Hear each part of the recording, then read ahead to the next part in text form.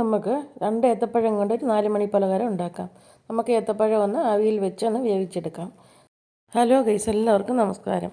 നമുക്ക് മിക്സിയുടെ ജാറിലോട്ട് ഒരു 6-7 ഏലക്കായ, 1 സ്പൂണ് ചെറിയ ജീരകം എല്ലാം കൂടെ ഇട്ട് കൊടുത്തൊന്ന് പൊടിച്ചെടുക്കാം. ശേഷം നമുക്ക് കുറച്ച് തേങ്ങ തിരുമിയെടുത്ത ശേഷം ജീരകവും ഏലക്കായ പൊടിച്ചതും കൂടെ അതിലോട്ട് ചേർത്ത് കൊടുക്കാം. ഇനി നമുക്ക് മധുരത്തിന് ആവശ്യമായ പഞ്ചസാര ഇട്ട് കൊടുക്കാം. അടുത്തതായിട്ട് നമുക്ക് തേങ്ങയും ജീരകവും ഏലക്കായും എല്ലാം കൂടെ ഒന്ന് പഞ്ചസാര എല്ലാം കൂടെ നല്ലപോലെ ഒന്ന് മിക്സ് ചെയ്ത ശേഷം മിക്സിയുടെ ജാറിലോട്ട് ഇട്ട് കൊടുത്ത് ഒന്ന് ക്രഷ് ചെയ്തെടുക്കാം. ഇപ്പോൾ ഇവിടെ തേങ്ങയൊക്കെ ക്രഷ് ചെയ്ത് എടുത്ത് വെച്ചിട്ടുണ്ട്. ഇനി നമുക്ക് അടുത്തായിട്ട് വേണ്ടത് നമ്മൾ പുഴുങ്ങി വെച്ചിരിക്കുന്ന ഏത്തയ്ക്ക മിക്സിയുടെ ജാറിലോട്ട് ഇട്ട് കൊടുത്ത് 2 സ്പൂൺ വെള്ളം ഒഴിച്ച് കൊടുത്ത് നമുക്കൊന്ന് അരച്ചെടുക്കാം. അപ്പം നമുക്ക് ഏത്തപ്പഴമെല്ലാം അരഞ്ഞ് കിട്ടിയിട്ടുണ്ട്. ഇനി നമുക്കൊരു ബൗളിലോട്ട് ഇത് മാറ്റി കൊടുക്കാം.